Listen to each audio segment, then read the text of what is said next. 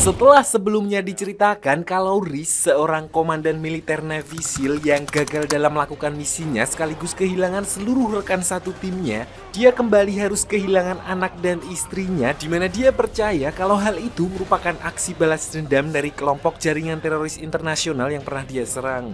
Namun dugaannya itu salah karena ternyata ada konspirasi yang justru dibuat oleh pihaknya sendiri. Sejak saat itu, Reese pun mulai melakukan perburuan terhadap satu persatu orang-orang yang dia percaya terlibat dengan kematian keluarga dan rekan-rekan satu timnya, di mana dia memulainya dengan seorang agen federal yang mengurus kematian keluarganya.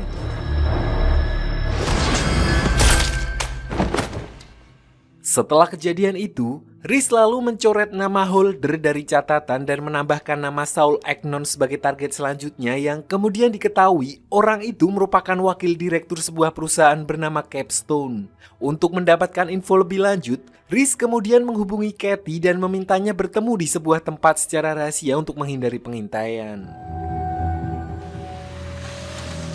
Selain itu, dengan tewasnya Holder, dia sadar hanya tinggal menunggu waktu antara Reese yang akan mengungkap semua dalang dibalik kematian orang-orang terdekatnya, atau justru dia sendirilah yang akan lebih dulu disingkirkan oleh pihak yang mengincarnya.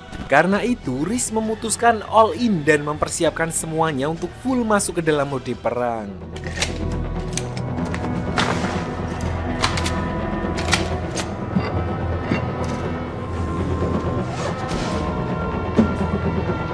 Singkat cerita, Reese akhirnya bertemu dengan Kathy di tempat yang sudah dijanjikan dan langsung menanyakan apakah ada yang dia ketahui soal perusahaan Capstone dan sosok Saul Agnon. Sayangnya, Kathy mengaku kalau dia tidak mengetahui apapun dan jika Reese menginginkan bantuannya, dia harus lebih dulu memastikan kalau sumber intel yang didapat Reese sudah valid. Mendengar perkataan Reese yang terkesan agak halu, Kathy akhirnya memberitahukan kabar mengenai hasil pemeriksaan Reese yang ternyata menderita tumor otak tahap awal. Kata dokter, Reese kemungkinan akan mengalami berbagai gejala seperti sakit kepala, hilang ingatan, bahkan sampai paranoid. Intinya, Kathy ingin memastikan kalau apa yang disampaikan Reese memang benar-benar terjadi, bukan berdasarkan ketakutannya saja. Namun seolah tidak menghiraukan kabar dari Kathy barusan, Reese menyadari ada orang mencurigakan yang seperti sedang memantau mereka sehingga dia langsung mengajak Kathy pergi dari tempat tersebut. Awalnya, Kathy mengira kalau Reese hanya berhalusinasi imbas dari tumor yang ada di otaknya, sampai dia akhirnya menyaksikan sendiri kalau apa yang dikatakan Reese memang benar setelah Reese sengaja menabrak sebuah mobil mencurigakan dan menghabisi supirnya yang ternyata memang ditugaskan untuk membunuh Reese. It's a professional target package. Still think I'm losing my mind? Read that. Setelah kejadian itu, Reese lalu meminta Kathy untuk sementara bersembunyi dulu karena sampai saat ini dia masih belum bisa memastikan siapa pihak yang menyerangnya dan kejadian barusan kemungkinan besar Kathy juga akan ikut menjadi sasaran. I'm sorry I got you into this. Beralih ke perusahaan Capstone, diperlihatkan sebuah pasukan yang sedang berlatih penggerebekan di mana pasukan itu dipimpin oleh seseorang bernama Steve Horn yang merupakan pimpinan dari perusahaan Capstone. 245 Al Khalif 330. Di sini diperlihatkan juga sosok cowok kurus yang tidak lain adalah Saul Agnon, orang yang menjadi target Reese yang saat itu sedang menemui Steve, di mana dia menyampaikan kabar kalau orang suruhan mereka baru saja tewas sementara Reese masih hidup dan keberadaannya masih belum diketahui. Saul khawatir kalau selanjutnya dialah orang yang akan dikejar oleh Reese karena jika Holder sampai ketahuan, otomatis identitasnya akan diketahui dan Reese pasti akan mengejarnya. I'll deal with that. Look, it's time to focus now, Saul. Okay. Sedikit informasi, sampai di sini Saul Agnon belum sadar kalau agen Holder telah tewas di tangan Reese dan bahkan Reese telah mengantongi namanya di mana dia sudah menjadi target selanjutnya. Kembali ke Reese setelah kejadian penyerangan sebelumnya, dia lalu memutuskan tinggal di sebuah penginapan bodong untuk menghindari pelacakan dan satu-satunya orang yang tahu lokasinya saat itu hanya Ben, si agen CIA yang juga dia mintai tolong untuk menyelidiki Saul Agnon. Thank you. Yeah. So if I were you, I wouldn't go home anytime soon. Di sini, Ben lalu menjelaskan kalau sosok yang mengejarnya tempo hari adalah seorang pecatan militer yang saat ini tergabung dalam militer swasta bernama Talos Tactical, di mana militer swasta tersebut juga terafiliasi dengan perusahaan Capstone. This is a target package. You said it. Sebenarnya, Ben juga tidak keberatan untuk sekalian membantu Riz mencari info mengenai perusahaan Capstone, namun Riz mengaku kalau sudah ada seorang wartawan yang membantunya untuk mengurus hal itu. Di sini, Ben sempat khawatir karena hal itu beresiko identitasnya sebagai CIA akan terbongkar. Namun, Riz berkata kalau dia mempercayai wartawan itu 100% dan yakin kalau dia tidak akan membocorkan informasi apapun mengenai Ben. You're not going to the golf tournament dressed like Big Lebowski, are you? Keesokan harinya, Ben langsung berangkat ke sebuah turnamen golf yang diketahui sebagai tempat Saul akan bertemu dengan beberapa rekan bisnis dari perusahaannya. Dari hasil pengintaiannya itu, dia kemudian juga berhasil mengetahui tempat di mana Saul menginap dan langsung memberitahukan informasi itu pada Riz. Easy day, brother. Tanpa membuang banyak waktu malam harinya, meskipun villa tersebut telah dijaga ketat, Riz tetap saja bisa dengan mudah menyelinap ke kamar Saul secara diam-diam, memutar musik untuk memancing Saul Agnon lalu membikapnya dari belakang, di mana Riz kemudian juga langsung mengikatnya sebelum akhirnya dia mulai kembali sadar.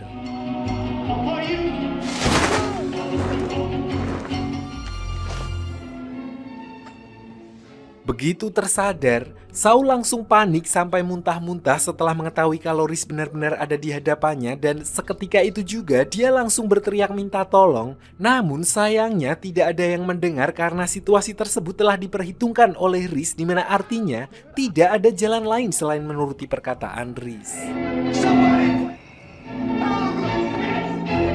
Pertama-tama, Riz bertanya mengenai alasan kenapa perusahaan Capstone menginginkan kematiannya, yang sayangnya tidak bisa dijawab oleh Saul karena meskipun dia adalah seorang wakil direktur, namun perusahaannya menetapkan aturan isolasi data ala militer yang membuat informasi di perusahaannya terbagi-bagi dan tidak bisa diakses oleh semua orang. Hal itu tidak lain adalah ide dari Steve Horn, atasannya yang juga sekaligus CEO dari perusahaan Capstone. Steve. Horn. Gampangnya, meskipun dia adalah wakil direktur, bisa dibilang kalau dia bukanlah siapa-siapa, istilahnya cuma orang suruhan Steve yang hanya menjalankan perintahnya. Dan jika Riz ingin mencari siapa yang benar-benar bertanggung jawab, orang itu tidak lain adalah Steve Horn, karena Saul bisa memastikan kalau dialah dalang dibalik kegagalan misi Riz dan timnya di Suriah. Meskipun Saul tidak tahu apa tujuan Steve yang sebenarnya, namun dia menyadari kalau semua yang dilakukan Steve ada hubungannya dengan sesuatu yang disebut Project RD4895, sebuah proyek rahasia yang bernilai sangat mahal. Project RD4895. Melihat Saul Agnon sudah ketakutan, yang mana artinya dia telah mengatakan semua yang dia ketahui, Riz sebenarnya mengerti kalau Saul hanya menjalankan perintah dan bisa saja diampuni. Namun ada satu kesalahan fatal yang tidak bisa dimaafkan oleh Riz, yaitu keterlibatannya dalam kasus pembunuhan anak dan istrinya. Saul pun tidak bisa lagi mengelak karena memang dialah yang dipasrahkan untuk mengatur semua itu, dan dari pengakuannya muncul lagi satu nama, yaitu Marcus Boykin, seorang broker pasar gelap yang menghubungkannya dengan dua anggota kartel Meksiko, di mana merekalah yang kemudian ditugaskan untuk menghabisi Riz dan keluarganya dengan membuat skenario seolah-olah Riz telah on goal setelah menembak istri dan anaknya sendiri.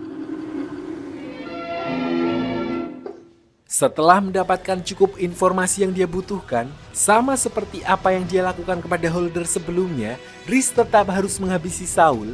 Namun kali ini dengan menyuntikkan sebuah obat yang akan membuat kematian Saul terlihat seperti overdosis biasa. It's more than you deserve. Dengan begitu, kini ada dua nama baru yang akan menjadi target Riz, yaitu Steve Horn, CEO dari perusahaan Capstone, dan Boykin, seorang penghubung kartel Meksiko, di mana Steve akan memberikannya jawaban mengenai proyek RD4895, sementara Boykin adalah jalan untuk menemukan pembunuh anak dan istri Riz. Blood. Keesokan harinya, Riz langsung memulai perburuannya terhadap Boykin dengan mengintainya jauh dari atas perbukitan. Lalu begitu melihat ada kesempatan, dengan perhitungan yang sangat presisi, Riz langsung men-take down Boykin di dalam mobilnya dengan menggunakan sniper hanya dengan 1 kali tembakan.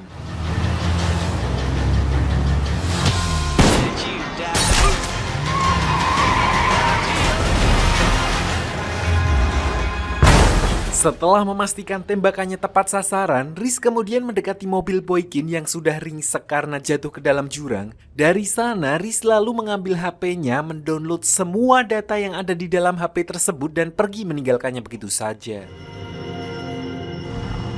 Keesokan harinya, Riz pergi menemui rekan lamanya di militer yang bernama Riley untuk minta diantarkan ke Meksiko dengan menggunakan pesawat pribadinya demi menghindari pelacakan. Sebelum berangkat, Riz sempat menjelaskan situasi dan resikonya kepada Riley jika dia membantunya. Namun Riley tidak menghiraukannya dan tetap akan membantunya karena dia juga dekat dengan anak dan istri Riz. You ready?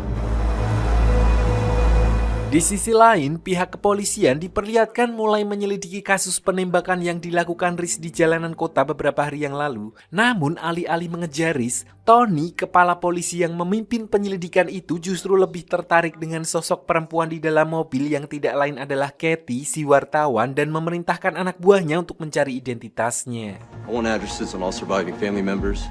Sementara itu, Kathy yang sebelumnya sudah lebih dulu kabur keluar kota dan bersembunyi di villa milik abangnya, diperlihatkan juga masih melakukan penyelidikan dan meminta bantuan rekannya sesama wartawan untuk mengecek beberapa informasi yang dia dapatkan. Send your leads over. I'll take a look. Shit. I gotta go. Sayangnya, cara Kathy untuk bersembunyi masih terlalu noob sehingga Tony dan anggota kepolisiannya langsung bisa menemukan lokasi Kathy dan mendatangi tempat tersebut. Katie Biernick? Tanpa banyak basa-basi, Tony langsung menanyakan mengenai keberadaan Riz yang sayangnya Kathy sendiri juga tidak tahu di mana posisi Riz saat ini meskipun dia masih bisa berkomunikasi dengannya secara diam-diam. I don't know. I don't believe you. Okay. Mendengar hal itu, Tony sempat menggertak Kathy dengan mengatakan kalau dia juga akan terancam dengan tuduhan sebagai kaki tangan dalam kasus pembunuhan karena yang Kathy tidak tahu, Riz telah menghabisi agen Holder dan Saul Agnon tepat sebelum dia menghilang dari Lane. I don't think you want to see anyone else dead.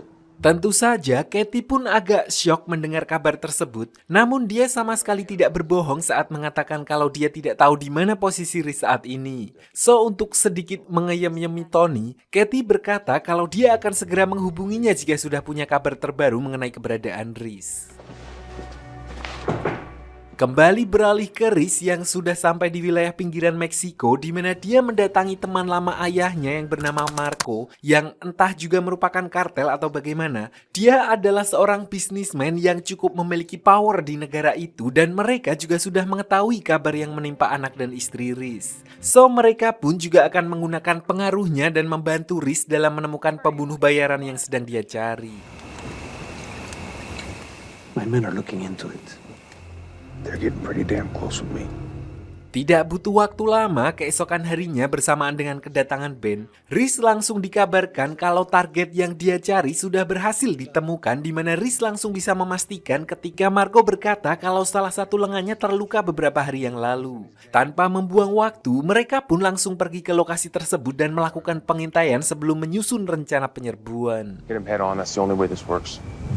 Yang jadi masalah, orang itu adalah anggota kartel yang ditugaskan khusus untuk melatih anggota-anggota baru di semacam tempat camp pelatihan sehingga akan sulit jika Riz ingin melakukan penyerbuan langsung karena ibaratnya tempat itu seperti barak bagi para kartel. Karena alasan itu, salah satu rekannya menyarankan agar mereka melakukan operasi senyap dari sebuah bukit di seberang lokasi dan menghabisi targetnya secara diam-diam.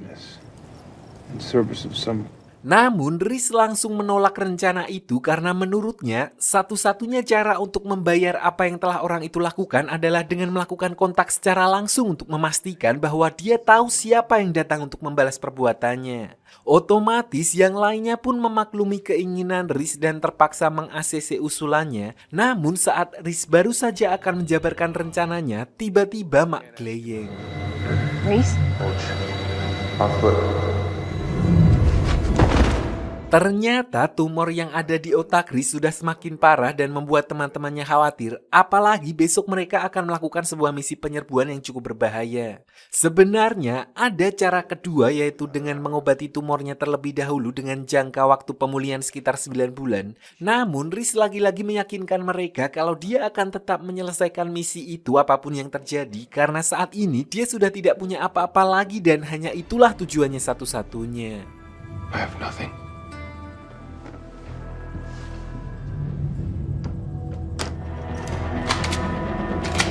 Lanjut keesokan harinya, setelah semua persiapan selesai, Riz dan yang lainnya pun berangkat menuju kamp pelatihan kartel tersebut dan langsung mengambil posisinya masing-masing.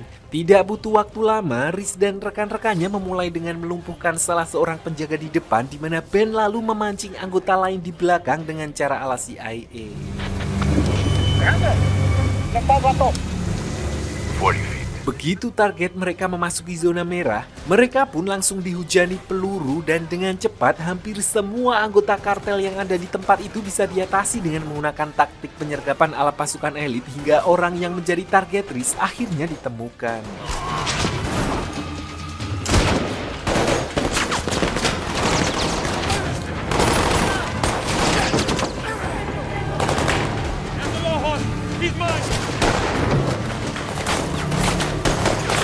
Saat sedang mengejar orang tersebut, Ben sempat terkena tembakan yang untungnya tidak terlalu fatal karena mengenai rompi anti pelurunya, di mana dia meminta Riz untuk pergi lebih dulu mengejar targetnya.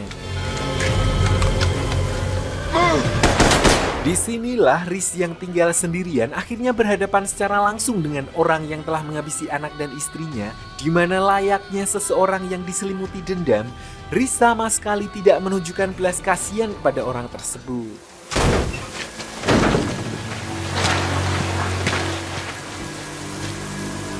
Yang lebih parahnya lagi, berbeda dengan korban-korban sebelumnya, Riz kali ini tidak membutuhkan informasi apapun dari orang tersebut sehingga dia benar-benar hanya menyiksanya dan membiarkannya tewas secara perlahan.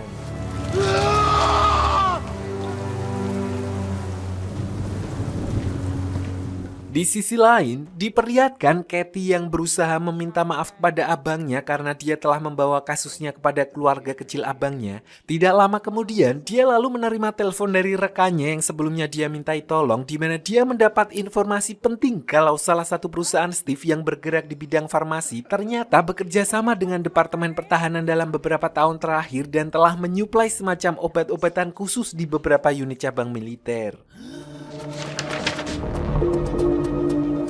Berdasarkan informasi tersebut, Katie kemudian berinisiatif untuk menyelidiki perusahaan yang menangani proyek tersebut dan menemui pemimpinnya secara diam-diam. Namun di sini Katie tidak menyadari kalau ternyata Tony masih memantau pergerakannya dan langsung memerintahkan anak buahnya untuk mengikutinya. Di saat yang bersamaan, setelah menyelesaikan misinya di Meksiko, Riz diperlihatkan juga kembali melanjutkan perjalanannya ke Amerika dan dengan kematian Boykin dan si pembunuh bayaran, artinya target selanjutnya yang ada di dalam daftar Riz tidak lain adalah Steve Horn, CEO dari perusahaan Capstone.